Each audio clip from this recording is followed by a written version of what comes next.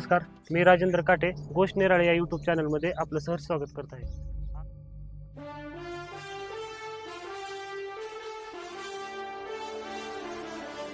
ग्रामीण भागातील लोक जे वयस्कर आहेत ते रोज जेवल्यानंतर पान का खातात, पानाचं काय महत्त्व आहे, पान कुठं उगवलं जातं आणि त्याचं काय म्हणजे कोण लावतं, ते रोपं कुठून येतात, त्याची निगा कशी राखली जाते, पानमळा कसा असतो